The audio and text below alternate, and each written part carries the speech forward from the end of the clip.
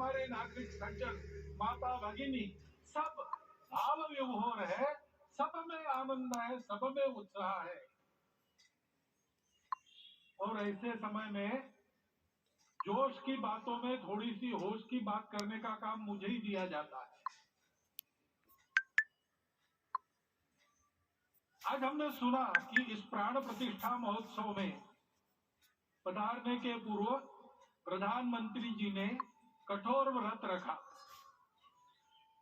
जितना कठोर व्रत रखने को कहा था उससे कई गुना अधिक कठोर व्रताचरण उन्होंने किया। मेरे पुराना उनसे परिचय है, मैं जानता हूं वो तपस्वी है ही, परंतु वो अकेले तप कर रहे हैं, हम क्या करेंगे। अयोध्या में रामलला आए, अयोध्या से बाहर क्यों गए थे, रामायण में क्यों गए थे बाहर, तो अयोध्या में कलह हुआ। अयोध्या उस पुरी का नाम है जिसमें कोई द्वंद्व नहीं, जिसमें कोई कलह नहीं, जिसमें कोई दुविधा नहीं। वो हुआ 14 वर्ष वनवास में गए। वो सब ठीक होने के बाद दुनिया के कलह को मिटा के वापिस आए। आज रामलला वापस फिर से आए हैं 500 साल के बाद। जिनके त्याग तपस्या प्रयासों से ये सोने का दिन आज हम देख रहे हैं, सुवर्ण दिवस देख रहे हैं, उनका स्मरण प्राण प्रतिष्ठा के संकल्प में हम लोगों ने कहा, आपने सुना हो, स्मरण किया।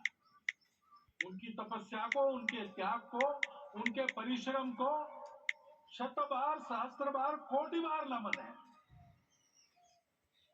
रामलला के यहाँ इस युग में आज के दिन फिर वापस आने का इतिहास जो जो श्रवण करेगा वो राष्ट्र के लिए कर्म प्रवण होगा और उसके राष्ट्र का सब दुख दैन्य हरण होगा। ऐसे इस इतिहास का सामर्थ्य है। परंतु उसमें हमारे लिए कर्तव्य का आदेश भी है। प्रधानमंत्री जी ने तप किया, अब हमको भी तप करना है। राम राज्य आने वाला है, वो कैसा था, दैहिक दैविक भौतिक तापा, राम राज नहीं कहु व्यापा, सब नर करहि परस्पर प्रीति, चलहि स्वधर्म निरत श्रुति नीति, सब निर्दंभ धर्म रत पुनि, नर अरु नारी चतुर सब गुनी, सब गुणज्ञ पंडित सब ज्ञानी, सब कृतज्ञ नहीं कपट सयानी। राम राज्य के सामान्य नागरिकों का जो वर्णन है, हम भी इस गौरवमय भारतवर्ष की संतानें हैं। कोटि कंठ उसका जयगान करने वाले हमारे हैं। हमको इस प्रकार के व्यवहार को रखने का तप आचरण करना पड़ेगा। हमको भी सारे कलह को विदाई देनी पड़ेगी। छोटे छोटे परस्पर मत रहते हैं, छोटे छोटे विवाद रहते हैं, उसको लेकर लड़ाई करने की आदत छोड़ देनी पड़ेगी। आखिर है क्या, ये बात बताइए। वो सामान्य नागरिक कैसे थे, निर्दंभ प्रामाणिकता से आचरण करने वाले, केवल बातें करने वाले नहीं और बातें करके उसका अहंकार पालने वाले नहीं थे, काम करते थे, आचरण करते थे और अहंकार नहीं था। ऐसे वो थे और धर्मरत थे। यानी क्या थे, इस पर कठिन भाषा में प्रवचन बहुत लंबा हो सकता है, लेकिन थोड़े में धर्म के जो 4 मूल्य जिनकी चौखट पर धर्म है, ऐसा श्रीमद् भागवत में बताया है, सत्य करुणा शुचिता तपस, उसका आज हमारे लिए युगानुकूल आचरण क्या है। तो सत्य कहता है कि सब घटों में राम है, ब्रह्म सत्य है, वही सर्वत्र है। तो हमको ये जानकर आपस में समन्वय से चलना होगा, क्योंकि हम चलते हैं सबके लिए चलते हैं, सब हमारे हैं, इसलिए हम चल पाते हैं। और इसलिए आपस में समन्वय रखकर व्यवहार करना, ये धर्म का पहला जो पैर है, सत्य, उसका आचरण है। करुणा दूसरा कदम है, उसका आचरण है सेवा और परोपकार। सरकार की कई योजनाएं गरीबों को राहत दे रही, सब हो रहा है, लेकिन हमारा भी कर्तव्य है, ये सब समाज बांधव हमारे अपने बंधु है, तो जहां हमको दुख दिखता है, पीड़ा दिखती है, वहां हम दौड़ जाए, सेवा करें, दोनों हाथों से कमाएं, अपने लिए न्यूनतम आवश्यक रखकर बाकी सारा वापस दे, सेवा और परोपकार के माध्यम से। यह करुणा का अर्थ आज है। शुचिता पर चलना है, यानी पवित्रता होनी चाहिए। पवित्रता के लिए संयम चाहिए, अपने को रोकना है। सब अपनी इच्छाएं, सब अपने मत, सब अपनी बातें ठीक होंगी ही ऐसा नहीं, और होगी तो भी अन्यों के भी मत है, अन्यों की भी इच्छाएं हैं, और इसलिए अपने आप को संयम में रखते हैं तो सारी पृथ्वी सब मानवों को जीवित रखेगी। गांधी जी कहते थे, earth has enough for everyone's need, but it cannot satisfy everyone's greed. तो लोभ नहीं करना, संयम में रहना और अनुशासन का पालन करना, अपने जीवन में अनुशासित रहना, अपने कुटुंब में अनुशासन रहना, अपने समाज में अनुशासन रहना। सामाजिक जीवन में नागरिक अनुशासन का पालन करना। भगिनी निवेदिता कहती थी कि स्वतंत्र देश में नागरिक संवेदना रखना और नागरिक अनुशासन का पालन करना, यही देशभक्ति का रूप है। इससे जीवन में पवित्रता आती है। और तपस का तो मूर्तिमान उदाहरण आपके सामने आज दिया गया। व्यक्तिगत तपस तो हम करेंगे, सामूहिक तपस क्या है? संगच्छध्वम संवदध्वम सम वो मनावती जानता। हम साथ चलेंगे, बोलेंगे आपस में, उसमें से एक सहमति का संवाद निकालेंगे, एक ही भाषा बोलेंगे, वो वाणी मन वचन कर्म समन्वित होगा और मिलके चलेंगे, अपने देश को विश्व गुरु बनाएंगे। ये तपस हम सबको करना है।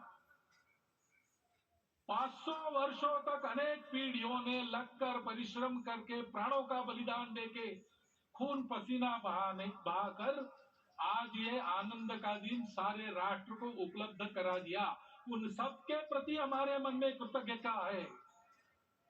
मैं यहां बैठता हूं तो मेरे मन में विचार आता है कि मुझे बिठाया, मैंने क्या किया?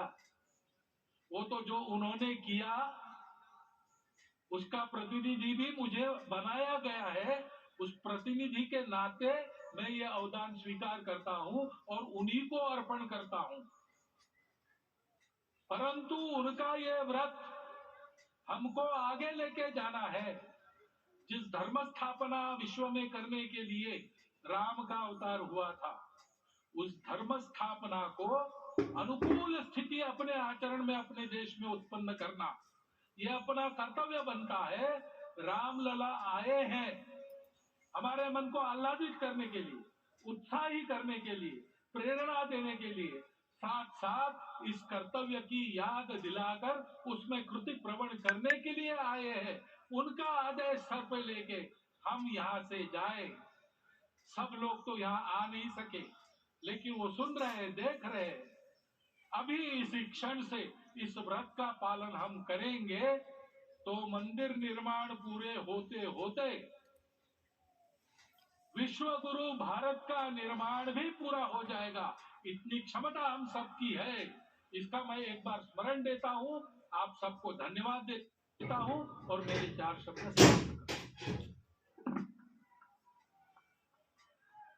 भारत के यशस्वी प्रधानमंत्री माननीय नरेंद्र भाई मोदी जी अपने मनोभाव प्रकट करेंगे।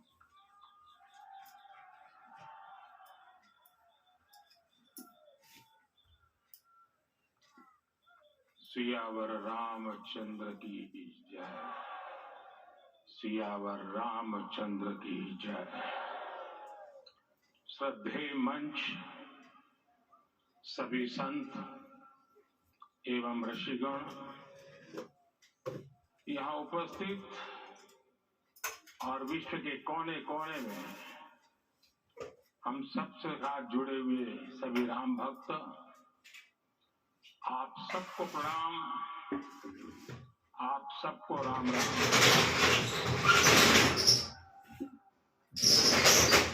आज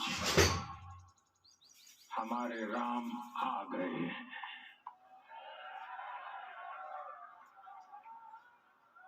सदियों की प्रतीक्षा के बाद हमारे राम आ गए हैं।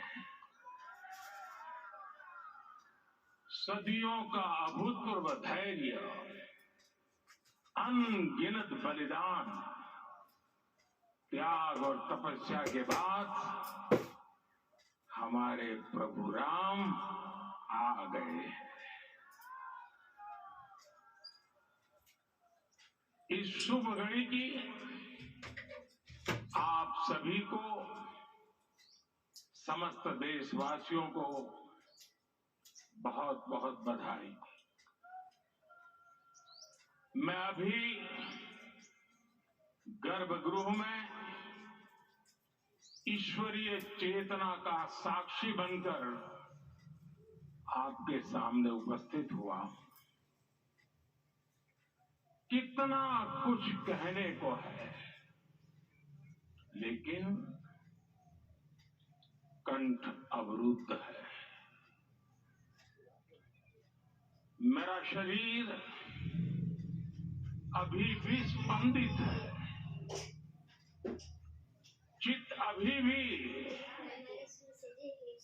उस पल में लीन है। Primary school head sir bike है जो देसी हमारे रामलला अब टेंट में नहीं रहेंगे।